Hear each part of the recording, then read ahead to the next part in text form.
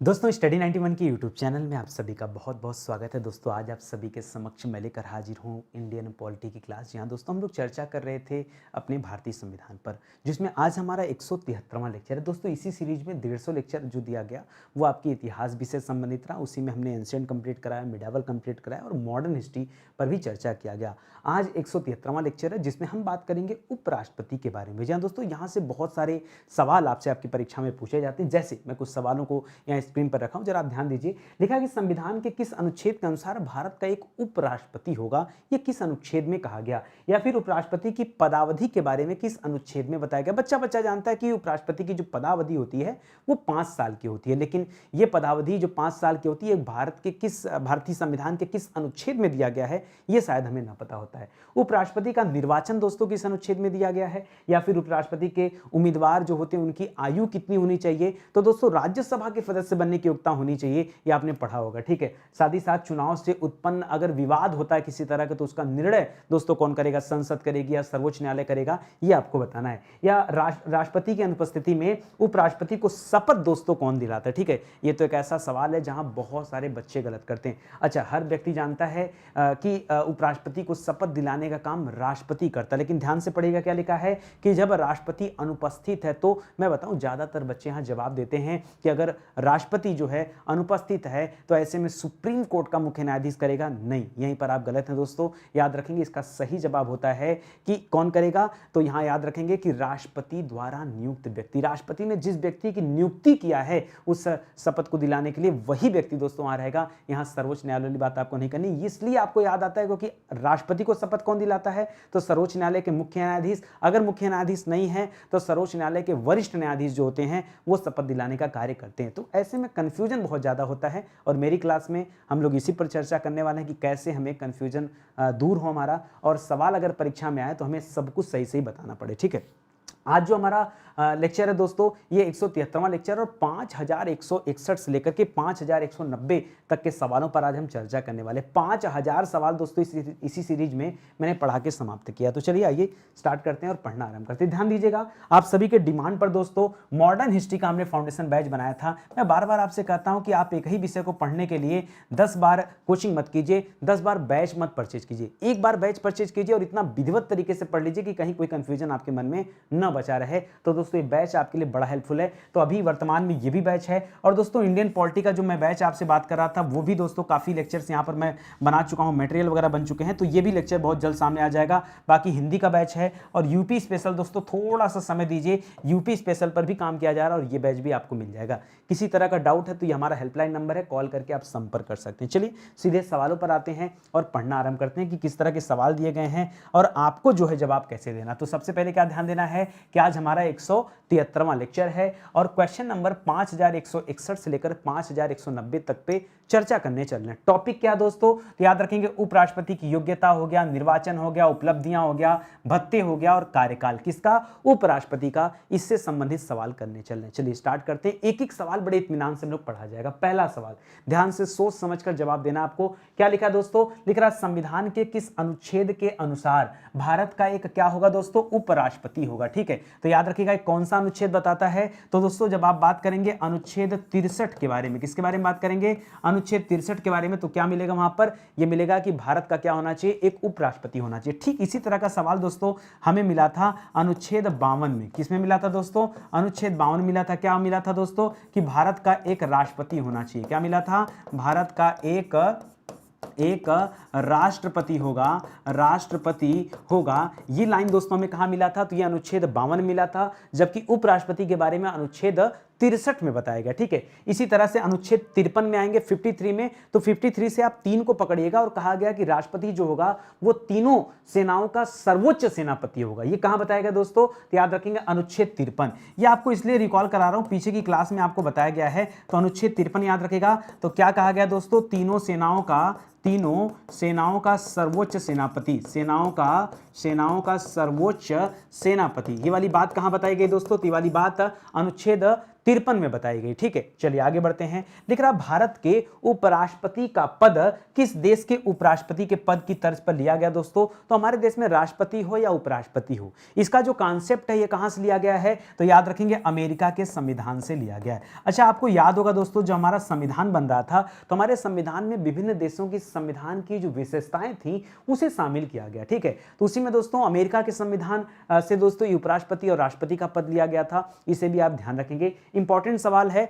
और ये सवाल भी दोस्तों खास करके मैंने पढ़ाया है जब मैं आपको बता रहा था भारतीय संविधान का स्रोत, तो वहां भी हमने चर्चा किया था और यहां पर आपको अलग से भी बता दिया जा रहा है। अगला सवाल पढ़िए, लिख रहा उपराष्ट्रपति जो है राज्यसभा का पदेन सभापति होता है। अच्छा, बहुत सारे बच्चे कंफ्यूज होते हैं कि सर ये पदेन का मतलब क्या होता है। देखिए, पदेन सभापति का तथ्य होता है, जब कहीं पदेन लिखा हो तो उसका तात्पर्य होता है दोस्तों कि एक व्यक्ति किसी पद पर रहते हुए किसी दूसरे कार्य को भी अगर संभाल रहा है तो उसे पदेन कहा जाता है। ठीक है, जैसे मान लीजिए एक व्यक्ति किसी सोसाइटी का अध्यक्ष हो और उसको एक अलग दायित्व दे दिया जाए कहीं दूसरी सोसाइटी का, तो क्या हो जाएगा? उस सोसाइटी का भी पदेन अध्यक्ष हो जाएगा, मतलब इसके साथ साथ उसका भी अध्यक्ष। ठीक है, ये इसका तात्पर्य होता है। अपनी भाषा में आपको समझाने का प्रयास कर रहा हूं। ठीक है, तो हमें क्या जानना है? हमें जानना है कि भारत में उपराष्ट्रपति का पद तो होता है, लेकिन उपराष्ट्रपति जो होता है ये राज्यसभा का पदेन सभापति होता है। जिस तरह से लोकसभा में लोकसभा अध्यक्ष होते हैं, अध्यक्ष उपाध्यक्ष दोनों होते हैं, उसी तरह से राज्यसभा में अध्यक्ष नहीं होते हैं। ठीक है,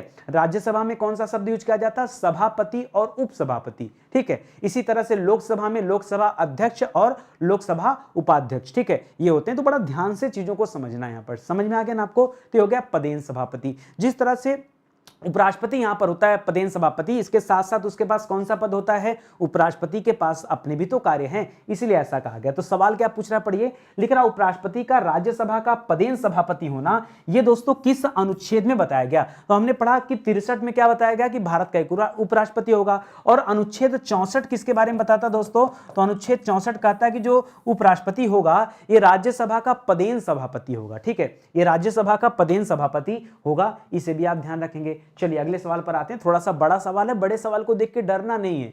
सवाल जितना बड़ा होता है उत्तर उतना ज्यादा छोटा होता है, आप खाली ध्यान दीजिए। लिख रहा है कि उपराष्ट्रपति के पद में आकस्मिक रिक्ति के दौरान, मान लीजिए किसी कारणवश राष्ट्रपति का पद क्या हो जाए दोस्तों? खाली हो जाए। मान लीजिए उनकी तबीयत खराब हो गई या वो किसी देश के टूर पर चले गए या फिर आकस्मिक निधन हो गया, तो ऐसे में आकस्मिक रिक्ति होगी ना। आकस्मिक मतलब तत्काल प्रभाव से, मतलब अचानक से हो गया हो जिसके बारे में हमें पता न हो। तो राष्ट्रपति के पद में आकस्मिक रिक्ति के दौरान उनकी अनुपस्थिति में उपराष्ट्रपति ही क्या करते हैं दोस्तों? ये राष्ट्रपति के रूप में कार्य करते हैं और उनके कृत्यों का निर्वहन करते हैं। तो दोस्तों ये किस अनुच्छेद में बताया गया है? तो एकदम सीक्वेंस में सब कुछ है। अनुच्छेद 63 बताता है कि भारत का एक राष्ट्रपति होगा। अनुच्छेद 64 बताता है कि वो जो उपराष्ट्रपति होगा वो राज्यसभा का पदेन सभापति होगा। और अनुच्छेद 65 किसके बारे में बताता है? तो 63, 64 और 65 कहता है कि मान लीजिए कभी राष्ट्रपति नहीं है, उनका पद खाली है, तो ऐसे में उनके कृत्य का निर्वहन कौन करेगा?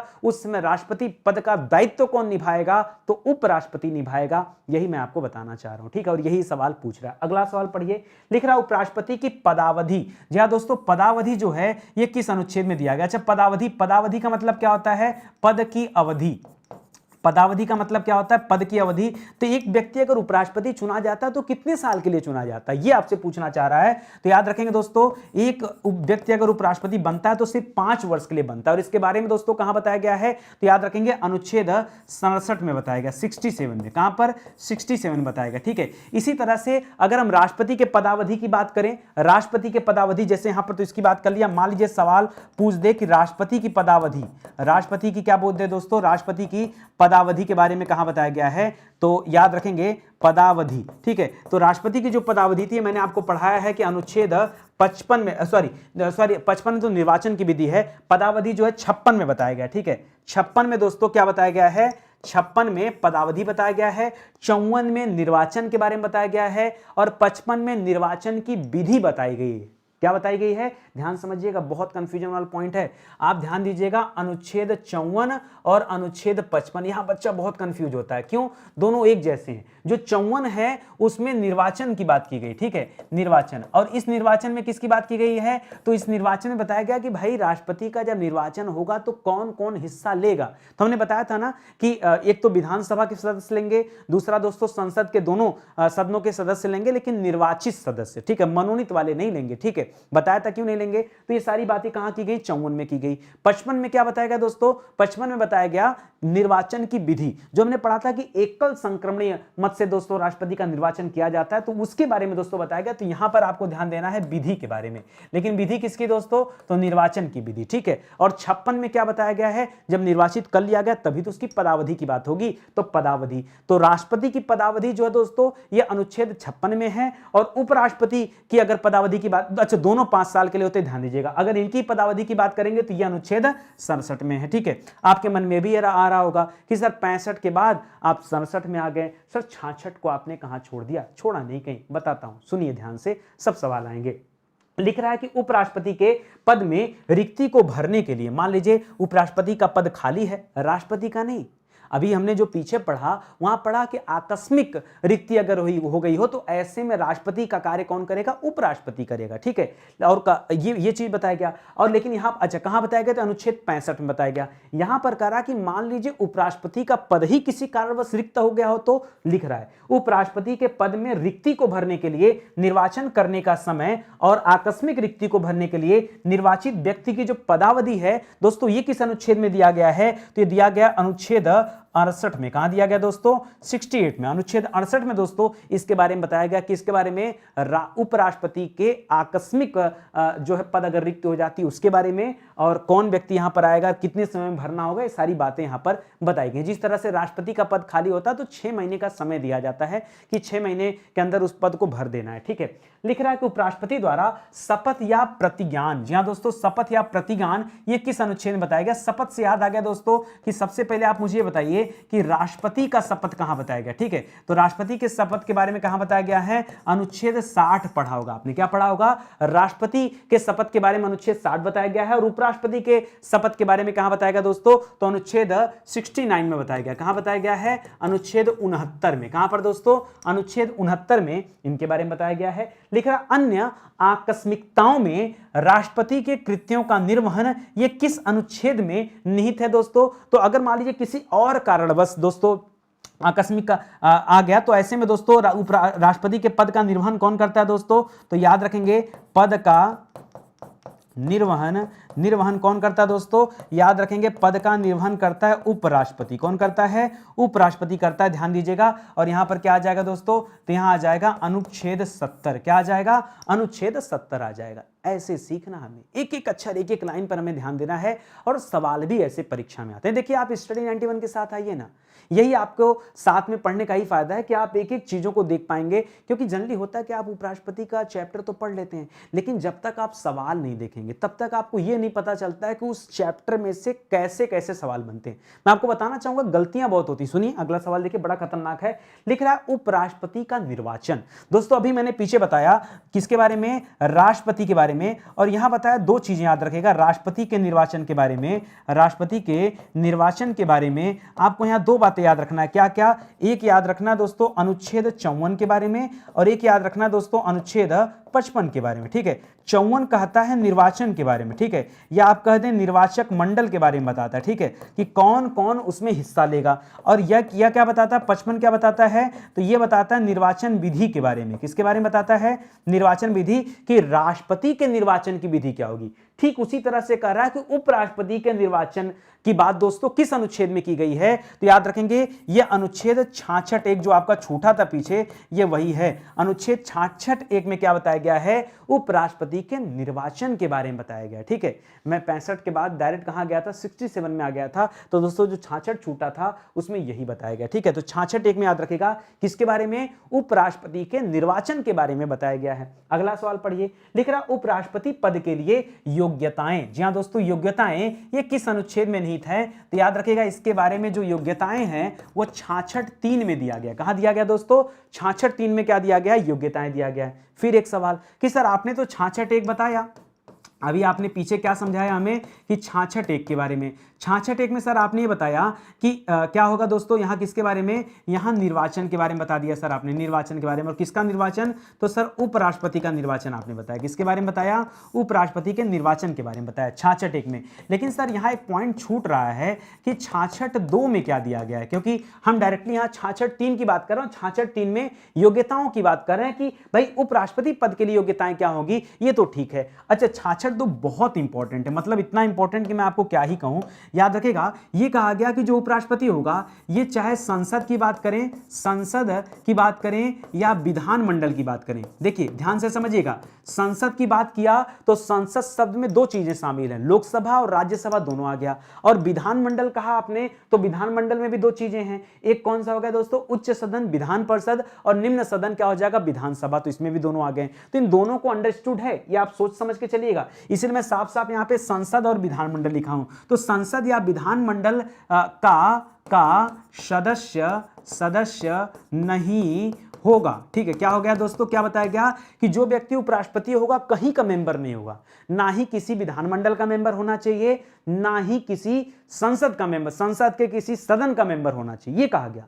सर क्या बात कर रहे हैं, ये कितनी गजब की लाइन पता है? ये सवाल अगर परीक्षा में आ जाए ना, लोगों को भरोसा नहीं होता है, लोग गलत जवाब देते हैं। क्यों? लोग रट के बैठे हैं कि इतना बड़ा पद है तो कहीं ना कहीं का मेंबर तो होगा ही होगा, शायद राज्यसभा का सभापति तो राज्यसभा का मेंबर हो जाए। अरे नहीं, राज्यसभा का सभापति जरूर है लेकिन मेंबर नहीं। जी हाँ, मैं बिल्कुल बहुत सोच समझ के बता रहा हूं, उपराष्ट्रपति राज्यसभा का मेंबर नहीं होता है। बहुत सारे बच्चे जो पढ़ाई तो करते हैं लेकिन ऐसे सवालों पर ध्यान नहीं देते। मैंने आपसे क्या कहा, चैप्टर आपने हजारों बार पढ़ा होगा, लेकिन चैप्टर से सवाल कैसे बनते हैं ये आपको तभी पता चलेगा जब आप वाकई देखेंगे सवालों को। और मैं आपसे कहता हूं कि आप मेरी क्लास देखने के बाद कोई भी किताब उठाइए, उपराष्ट्रपति का चैप्टर खोलिए, एक सवाल भी अगर आपसे गलत हो जाता तो आप कहिएगा नितिन सर आपने बेकार पढ़ाया या मेरी तैयारी अच्छी नहीं हो पाई। एक सवाल भी बाहर नहीं जाएगा, बशर्ते आप पूरी चीजें, मेरी बातें ध्यान से पढ़ते चलो, कोशिश करो नोट्स बनाओ। मैं बार बार कहता हूं आप लोगों से, मेरी क्लास पढ़ने के बाद नोट्स जरूर बनाओ। ठीक है, चलो आ जाओ अगला सवाल देखते हैं।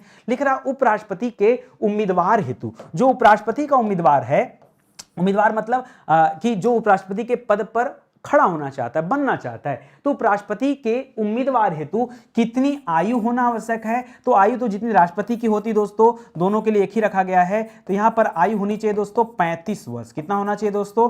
35 वर्ष। ठीक है, इसको याद रखेगा 35 वर्ष। ये राज्यसभा के लिए दोस्तों 30 साल होता है, तो ऐसे में बहुत सारे बच्चे गलतियां भी करते हैं, ध्यान दीजिएगा। अगर हम यहां लोकसभा की बात करें, लोकसभा की बात करें तो लोकसभा के लिए 25 वर्ष है। ठीक है, अगर हम राज्यसभा की बात करें, राज्यसभा की बात करें, राज्यसभा की बात करें तो राज्यसभा में है 30 वर्ष। ठीक है, अब लोग गलती पता क्या होती है, जो नहीं पढ़े होते हैं उनको ये लगता है कि भाई अच्छा, ये लाइन बच्चा बच्चा जानता है कि जो उपराष्ट्रपति होता है वो जो है राज्यसभा का पदेन सभापति होता है, तो उसको ये लाइन पता है। और उसको ये भी पता है कि राज्यसभा में सदस्य बनने की जो उम्र है वो कितनी है, कम से कम 30 साल होना चाहिए। तो यहां भी वो 30 साल कर देता, गलत है। ठीक है, 35 साल होगा। चाहे राष्ट्रपति की बात करें चाहे उपराष्ट्रपति की बात करें, इनके लिए सीमा कितनी है? 35 साल। ठीक है, तो इसको ध्यान देंगे। यहां पर दोनों की बातें मैं लिख रहा हूं यहां पर। ठीक है, कि चाहे आप राष्ट्रपति की बात करेंगे चाहे आप उपराष्ट्रपति की बात करेंगे, इन दोनों के लिए दोस्तों उम्र कितना होना चाहिए? कम से कम 35 साल। आपके मन में फिर एक सवाल पैदा हो रहा होगा, सर जो प्रधानमंत्री बन सकता है उसके लिए कितना है? नहीं, प्रधानमंत्री के लिए तो 25 साल है। ठीक है, प्रधानमंत्री के लिए साफ तौर पे कहा गया है कि वह कहां की योग्यता रखता हो, वो लोकसभा सदस्य बनने की योग्यता रखता हो, और उसके लिए लोकसभा का सदस्य होना भी आवश्यक है। इसलिए दोस्तों 25 साल उसके लिए। तो ये दोस्तों एक कॉमन अंतर है, इसको विशेष रूप से ध्यान दीजिएगा वरना परीक्षा में गलतियां होती रहती। ठीक है, चलिए आगे बढ़ते हैं। लिख रहा उपराष्ट्रपति के उम्मीदवार हेतु संसद के किस सदन का सदस्य चुने जाने की योग्यता रखना आवश्यक है? देखिए केवल एक कह रहा कि आवश्यक है, उसको सदस्य बनना नहीं है, ध्यान दीजिएगा। लाइन समझिएगा। जैसे मैं कहा आपको कि भाई आपको ईमानदार बनना चाहिए, ठीक है, तो ये आवश्यक है, ठीक है, लेकिन दोस्तों आप ईमानदार हैं कि नहीं है ये तो एक अलग विषय हो गया ना। वही यहां पर है कि यहां पर क्या लिखना है, तो संसद का, क्योंकि वह राज्यसभा का मेंबर होता है, मेंबर नहीं सॉरी, क्योंकि वह राज्यसभा का पदेन सभापति होता है, इसलिए साफ तौर पे कहा गया कि वह कहां का योग्यता उसके पास होना चाहिए, कम से कम जो है राज्यसभा का सदस्य के पास जो योग्यताएं होनी चाहिए वो योग्यता दोस्तों उपराष्ट्रपति के पास होनी चाहिए। यहां पर सदस्य नहीं है, ठीक है, सदस्य बनाना भी नहीं गलती से, आप ये बात मेरी आप याद रखना, ठीक है। आगे बढ़िए, लिख रहा है कि उपराष्ट्रपति के उम्मीदवार हेतु किस प्रकार के पद होने की मनाही है। तो दोस्तों चाहे उपराष्ट्रपति हो, चाहे राष्ट्रपति हो, चाहे प्रधानमंत्री हो, उन सबके लिए होता है कि भाई लाभ के पद पर नहीं रहना, ठीक है, लाभ के पद पर नहीं रहना। लाभ के पद पर तात्पर्य क्या दोस्तों, यानी एक पद के साथ साथ कोई दूसरे दायित्व का निर्वहन आपको नहीं करना है, सारा कंसंट्रेशन एक जगह रखना है, तो लाभ के पद पर रहने की मनाही है, याद रखेंगे। एक सवाल पूछ रहा आपसे, क्या कोई व्यक्ति संसद के किसी सदन या राज्य के विधानमंडल के किसी सदन का सदस्य होने के साथ साथ क्या उपराष्ट्रपति बन सकता है? तो साफ साफ उत्तर होगा नहीं बन सकता। ध्यान दीजिएगा, अगर सदस्य है तो उपराष्ट्रपति नहीं बन सकता है। मान लीजिए सर सदस्य हो, ठीक है, और उपराष्ट्रपति का चुनाव लड़ गया हो, तो जिस दिन उपराष्ट्रपति वह चुना जाएगा उसी दिन से उसकी सदस्यता समाप्त मान ली जाएगी। कोई कंफ्यूजन आपको? फिर से सुनो, मान लीजिए कोई मेंबर है, चाहे संसद के किसी सदन का, चाहे विधानमंडल के किसी सदन का, अगर सदस्य है भी और उपराष्ट्रपति वह चुना गया तो क्या हो जाएगा, ऑटोमेटिक उसकी सदस्यता क्या हो जाएगी, समाप्त मान ली जाएगी। किस दिन से? जिस दिन राष्ट्रपति चुना जाएगा उसी दिन से मान ली जाएगी। शपथ उपथ का इंतजार नहीं करना है, ठीक है, उसी दिन से। अगला सवाल पढ़िए, कह रहा है संसद के दोनों सदनों के कुल सदस्य किस अधिवेशन में उपराष्ट्रपति का चुनाव करते हैं? ठीक है, तो याद रखेंगे संसद के दोनों सदस्य मतलब लोकसभा राज्यसभा के सदस्य मिलकर चुनाव करेंगे, तो दोस्तों इसीलिए यहां पर संयुक्त अधिवेशन बुलाया जाता है। क्या बुलाया जाता है? संयुक्त अधिवेशन बुलाया जाता है। अच्छा, संयुक्त अधिवेशन की बात कहां बताई गई दोस्तों, इसके बारे में पढ़ेंगे तो मिलेगा आपको अनुच्छेद 108 में। कहां पर मिलेगा? अनुच्छेद 108 संयुक्त अधिवेशन के बारे में बताता है, और यह संयुक्त अधिवेशन के दौरान ही दोस्तों उपराष्ट्रपति पद का चुनाव, पद पर व्यक्ति जो उम्मीदवार होते हैं उनका चुनाव किया जाता है। यह भी आप ध्यान रखेंगे। देखिए स्टडी 91 के प्लेटफॉर्म से कई सारे विषय की किताबें आई हैं, ये तो सैंपल के तौर पे किताबें मैं आपको दिखा रहा हूं, बहुत सारी किताबें हैं, बस आप मौका दीजिए स्टडी 91 को, साथ में जुड़ी जो हमारे पेड प्रोग्राम है, जो हमारे यूट्यूब चैनल पे जो क्लासेज आ रही हैं, जो किताबें हैं, हम देखिए लीक से हटकर काम करते हैं, ठीक है। आपको लगा होगा कि सर की किताबें बड़ी धीरे धीरे लॉन्च होती हैं, सर के पेड कोर्स भी लिमिटेड पेड कोर्स हैं, इतना बड़ा प्लेटफॉर्म 5.5 मिलियन सब्सक्राइबर, उसके बावजूद भी इतनी धीरे धीरे क्लासेस चलती हैं। हाँ बिल्कुल सही सोच रहे हैं, हम वो इंसान हैं जो सोने का अंडा देने वाली मुर्गियों को एक बार में नहीं काटते हैं, आहिस्ता आहिस्ता काम करते हैं, स्टेप बाय स्टेप काम करते हैं। देखिए क्वालिटी एजुकेशन देना है ना तो रिसर्च करना पड़ेगा, और रिसर्च अपने भरोसे करना पड़ेगा, ठीक है। तो इसलिए दोस्तों समय तो लगेगा, तो थोड़ा समय दीजिए। और ये हमारा दोस्तों हेल्पलाइन नंबर है, किसी तरह का डाउट हो, कोई परेशानी है, कोई दिक्कत है तो कॉल कर सकते हैं, इस नंबर पर व्हाट्सअप कर सकते हैं अपने इशू को। अगर किसी कारणवश नंबर रिसीव नहीं हो रहा तो आप मैसेज डाल के छोड़ दीजिए, हमारी टीम आपको कॉन्टेक्ट कर लेगी, ठीक है। घबराने वाली बात नहीं, पेशेंस रखिए, ठीक है। आगे आइए अगला सवाल पढ़िए, लिख रहा है कोई व्यक्ति संसद के किसी सदन या राज्य के विधानमंडल के किसी सदन का सदस्य होने के बावजूद उपराष्ट्रपति निर्वाचित हो जाता है तो क्या होगा? अभी मैंने थोड़ी देर पहले बताया कि उसकी सदस्यता स्वतः समाप्त हो जाएगी, उसकी सदस्यता स्वतः समाप्त हो जाएगी। क्या हो जाएगा दोस्तों? स्वतः समाप्त हो जाएगी, ठीक है, हो जाएगी। यहां एक उत्तर लिखा हुआ, चलिए कोई बात नहीं। अगला सवाल पढ़िए, लिख रहा है चुनाव से उत्पन्न विवाद का निर्णय दोस्तों कौन करता है? तो जितने भी विवाद होते हैं, चाहे वो राष्ट्रपति के चुनाव से संबंधित विवाद हो या फिर क्या हो दोस्तों उपराष्ट्रपति के संबंध में जो विवाद होता है, इन दोनों का निर्णय दोस्तों कौन करता है? तो सीधे सीधे हम चलेंगे कहां पर? उच्च न्यायालय के पास, उच्चतम न्यायालय के पास, सर्वोच्च न्यायालय के पास, सुप्रीम कोर्ट के पास, ठीक है। यह आप ध्यान रखेंगे, यही जो होगा निर्णय करेगा, तो इसको भी याद रखेंगे। अगला सवाल लिख रहा है अनुच्छेद, ठीक है, आधा चल रहेगा। अनुच्छेद 69 के अनुसार, जी हां दोस्तों बताइए, शपथ के बारे में है। 69 के अनुसार उपराष्ट्रपति अपना पद ग्रहण करने से पूर्व किससे शपथ ग्रहण करता है? तो मैंने बताया था शुरू में आपको, ठीक है। यहां देखिए जनरली तो उसे क्या करना होता है दोस्तों? राष्ट्रपति के समक्ष दोस्तों शपथ ग्रहण करना होता है, याद रखेंगे। किसके समक्ष?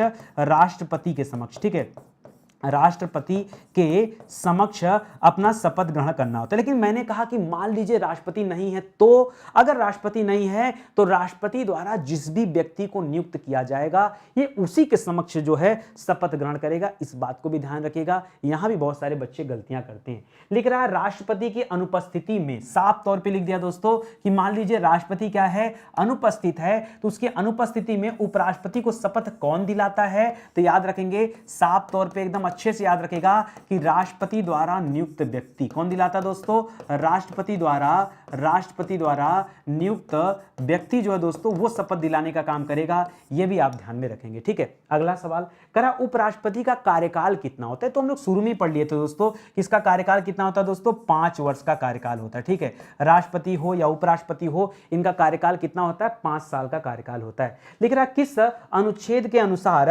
उपराष्ट्रपति अपने पद का नहीं बल्कि राज्यसभा के सभापति, जो पदेन सभापति हैं, ठीक है। और पदेन सभापति के बारे में दोस्तों कहां बताया गया है? तो याद रखेंगे अनुच्छेद 64 में, ठीक है। कहां बताया गया है? अनुच्छेद 64 जो है दोस्तों, अनुच्छेद 63 किसके बारे में बताता है? कि भारत का एक उपराष्ट्रपति होगा, और 64 किस बारे में बताता है? कि वो पदेन सभापति भी होंगे। तो दोस्तों उनको जो सैलरी मिलती है, जो पैसा मिलता है, वो उपराष्ट्रपति के पद का पैसा नहीं मिलता दोस्तों, पदेन सभापति के रूप में वो वेतन ग्रहण करते हैं। और ये दोस्तों कहां बताया गया है? तो इसके बारे में अनुच्छेद 97 में बताया गया। कहां बताया गया दोस्तों? थोड़ा लंबा हो गया, अनुच्छेद 97। जी हां दोस्तों, अनुच्छेद 97 में यह कहा गया कि उपराष्ट्रपति अपने पद का वेतन नहीं लेता, बल्कि किस पद का वेतन लेता है? जो वो पदेन सभापति के रूप में काम करता है राज्यसभा में, ये उनका वेतन ग्रहण करते हैं, ठीक है। लिख रहा उपराष्ट्रपति का वेतन किस निधि पर भारित होता है दोस्तों? तो याद रखेंगे भारत की जो संचित निधि है, ठीक है, भारत की संचित निधि, ठीक है, जो कॉन्सोलिडेटेड फंड है दोस्तों, संचित निधि है, ये उसी से दोस्तों इनका पेमेंट होता है। चाहे इनके पेमेंट की बात कर दें या किसी भी मेंबर की पेमेंट की बात कर दें, सबका यहीं से होता है। उपराष्ट्रपति को पद से हटाए जाने का प्रस्ताव कहां प्रस्तुत किया जाता है? अच्छा एक बात बताइए, उपराष्ट्रपति कहां बैठता है? भाई राज्यसभा में। तो प्रस्ताव कहां आना चाहिए? तो ये प्रस्ताव दोस्तों कहां आना चाहिए? राज्यसभा में। याद रखेंगे, जब कभी आपने पढ़ा होगा राष्ट्रपति के बारे में ना, और राष्ट्रपति को अगर हटाया जाना है तो याद रखेंगे फिर वहां चेंज हो जाता है। जब हमने पढ़ा था राष्ट्रपति के बारे में तो हमने कहा था दोस्तों राष्ट्रपति को अगर पद से हटाया जाना है, पद से हटाया जाना है तो हमने क्या बताया था दोस्तों कि चाहे लोकसभा राज्यसभा किसी में कर सकते हैं, ठीक है। लोकसभा या राज्यसभा किसी में दोस्तों पास किया जा सकता है, यह कहा गया था। लेकिन उपराष्ट्रपति के केस में लागू नहीं होता। उपराष्ट्रपति के केस में इसका प्रारंभ कहां से होना चाहिए? राज्यसभा से होना चाहिए। क्यों? क्योंकि उपराष्ट्रपति राज्यसभा का पदेन सभापति है, ठीक है। तो उसके बारे में यहीं से स्टार्ट होती है। लिख रहा है क्या उपराष्ट्रपति को हटाने के लिए औपचारिक महाभियोग की आवश्यकता है? मैंने कहा था महाभियोग किसी पर लगता ही नहीं है, राष्ट्रपति को छोड़ करके महाभियोग किसी पर नहीं लगता। महाभियोग के बारे में अनुच्छेद 61 में दोस्तों बताया गया है, और महाभियोग को लगाने की आवश्यकता यहां पर नहीं है। याद रखेंगे राष्ट्रपति को तो साबित कदाचार के आधार पर या उसकी असमर्थता के आधार पर हटाया जा सकता है, इसलिए हम किसी भी मामले में हम महाभियोग की चर्चा नहीं करेंगे, सिर्फ और सिर्फ राष्ट्रपति के मामले में ही चर्चा करेंगे। लिख रहा उपराष्ट्रपति को किस सदन द्वारा संकल्प पारित कर प्रभावी बहुमत, देखिए बहुत अच्छा शब्द दोस्तों, हर जगह हम लोग विशिष्ट बहुमत या विशेष बहुमत का प्रावधान करते हैं कि एक तो साधारण बहुमत होता है, एक विशेष बहुमत होता है, ठीक है, या विशिष्ट बहुमत होता है। लेकिन उपराष्ट्रपति के केस में एक शब्द मिलता है दोस्तों, प्रभावी बहुमत, ठीक है, यही शब्द मिलता है, इसको चेंज मत करेगा। देखिए संविधान में क्या है ना कि हमें धीरे धीरे उन शब्दों को अपने टंग पर यूज करना है जो एक्चुअल में लिखा हुआ है, ठीक है। हम उसमें अपने मन से परिवर्तन नहीं कर सकते। देखिए इतिहास को हम तोड़ मरोड़ सकते हैं, स्टोरी को हम कैसे भी प्रेजेंट कर सकते हैं, विज्ञान को भी कैसे कर सकते हैं, लेकिन संविधान के साथ छेड़छाड़ नहीं। संविधान के शब्द ही बड़े इंपॉर्टेंट होते हैं, जहां जो लिखा उसको वही मतलब में आप समझिएगा, ठीक है। तो लिख रहा है उपराष्ट्रपति को किस सदन द्वारा संकल्प पारित कर प्रभावी बहुमत द्वारा हटाया जा सकता है? तो याद रखेंगे किस सदन के द्वारा, क्योंकि राज्यसभा का सभापति होता है, इसीलिए दोस्तों कहां से सबसे पहले संकल्प पारित होगा? ये राज्यसभा से पारित होगा। और प्रभावी बहुमत को आप अपने भाषा में विशेष बहुमत या विशिष्ट बहुमत के रूप में जान सकते हैं, ठीक है। लिख रहा है रिक्तियां घटाकर सदन के कुल सदस्यों का बहुमत, ये किस प्रकार का बहुमत कहलाता है दोस्तों? तो इसी को हम प्रभावी बहुमत कहते हैं। क्या कहते हैं? इसी को हम प्रभावी बहुमत का नाम देते हैं। क्या कह रहा दोस्तों? राज्यसभा में जितने भी मेंबर हैं उनमें से जो सीट खाली है, जो सीट रिक्त है, उन रिक्तियों को घटा करके जो बचे हुए मेंबर हैं, ठीक है, उनका जब बहुमत आ जाता है तो उसे हम प्रभावी बहुमत कहते हैं। ठीक है, और अगर हम विशेष बहुमत की बात करते हैं तो हम फिर सबको काउंट करते हैं। ठीक है, आगे लिख रहा है उपराष्ट्रपति को हटाने के लिए राज्यसभा द्वारा पारित संकल्प को किस बहुमत से लोकसभा की सहमति आवश्यक है? तो याद रखेंगे राज्यसभा की अगर हम बात करें तो राज्यसभा में प्रभावी बहुमत मिलना चाहिए, लेकिन यहीं पर ध्यान देंगे अगर हम लोकसभा की बात करते हैं तो लोकसभा में साधारण बहुमत की बात करते हैं। ठीक है, साधारण बहुमत। देखिए अगर मैं आपको इन सब बातों पे ध्यान न दिलाऊं ना तो परीक्षा में जब जब ये सवाल आएंगे आप गलत ही करेंगे, कभी आपसे सही नहीं होगा। ध्यान से सुनिएगा क्या कहा जा रहा है। जब उपराष्ट्रपति को उसके पद से हटाया जाएगा तो दोस्तों सबसे पहले प्रस्ताव कहां पेश किया जाएगा? कंडीशन 1 राज्यसभा में पेश किया जाएगा, कंडीशन 2 राज्यसभा में प्रभावी बहुमत आ जाएगा, तब दोस्तों इसे अगले सदन में पेश किया जाएगा। लोकसभा में प्रभावी बहुमत की आवश्यकता नहीं है, लोकसभा में साधारण बहुमत से भी काम चल जाएगा। लोकसभा में साधारण बहुमत से भी काम चल जाएगा। तो एक जगह प्रभावी बहुमत और एक जगह साधारण बहुमत। ठीक है, ये आप ध्यान रखें। आप ऐसे भी याद कर सकते हैं कि प्रभावी बहुमत की आवश्यकता ही क्यों पड़ी? क्योंकि दोस्तों वहां का पदेन सभापति है, अन्यथा आवश्यकता नहीं महसूस होती। अगला सवाल पढ़िए, लिख रहा पद से हटाए जाने की लिखित सूचना उपराष्ट्रपति को कितने दिन पहले देनी पड़ेगी? दोस्तों कितने दिन पूर्व देनी पड़ेगी? तो दोस्तों राष्ट्रपति और उपराष्ट्रपति दोनों ही केस में दोस्तों कम से कम 14 दिन पहले यह लिखित सूचना देना पड़ेगा कि आपको इसी कारण से दोस्तों आपके पद से हटाए जाना है, यह बताना पड़ेगा। लिख रहा है किस अनुच्छेद के अनुसार, कहां दीजिए, किस अनुच्छेद के अनुसार नया चुना गया राष्ट्रपति पद ग्रहण करने के 5 वर्ष तक अपने पद पर दोस्तों बना रह सकता है? क्योंकि इसकी पदावधि भी कितनी होती है दोस्तों? 5 साल की होती है। तो सीधे सीधे कहां बताया गया है? ये मैंने बताया था आपको अनुच्छेद 68 में। कहां पर दोस्तों? अनुच्छेद 68 में। क्या कहां बताया गया दोस्तों? 68 में कि जिस दिन वह पद ग्रहण करेगा उस दिन से 5 साल तक वो अपने पद पर बना रहेगा, जब तक कि उसे उसके पद से हटा न दिया जाए। उपराष्ट्रपति किस सदन का पदेन सभापति होता है दोस्तों? ये तो बच्चों वाला सवाल दे दिया कि राज्यसभा का पदेन सभापति होता है। और ऐसा कहां बताया गया दोस्तों? तो याद रखेंगे अनुच्छेद 64 में बताया गया। ठीक है, कि राज्यसभा का क्या होगा दोस्तों? पदेन सभापति होगा। कहां बताया गया? अनुच्छेद 64 में। ठीक है, इतनी बातें समझ में आई। देखिए अगर साथ में रहेंगे ना तो 5000 क्या 10,000 सवाल भी आपके कंप्लीट होंगे, लेकिन समय देना पड़ेगा। ठीक है, स्टडी 91 के प्लेटफॉर्म से दोस्तों कई सारे विषय की किताबें भी लॉन्च की गई हैं और ई बुक भी लॉन्च किए गए। ये हमारे हैंड रिटन नोट्स हैं जिन्हें आप हमारे वेबसाइट या एप्लीकेशन से परचेज कर सकते हैं। तो एक मौका दीजिए, जुड़िए स्टडी 91 के साथ, मैं यही कहना चाहूँगा, और अपनी सक्सेस को आगे बढ़ाइए। ठीक है, देखिए साथ में जुड़ेंगे तो फायदा ही मिलेगा कि मैं कोशिश ये करता हूँ ना कि बिना ऑप्शन के आपको पढ़ाऊँ। बिना ऑप्शन के पढ़ने से होता है कि सीधा सीधा उत्तर आपको याद होता है, लेकिन मैं देख रहा हूं कि आजकल ये जो मेरी सीरीज चले इसके रिस्पांस अच्छे नहीं आ रहे हैं। देखिए आएगा रिस्पांस, इतना मेहनत से पढ़ा रहा हूं तो रिस्पांस तो आएगा। मैं अपना 100% देके पढ़ा रहा हूं और मैं आपसे इतना बिलीव दिलाऊं, आपको विश्वास दिलाना चाहता हूं कि इस टॉपिक को आप पढ़िए।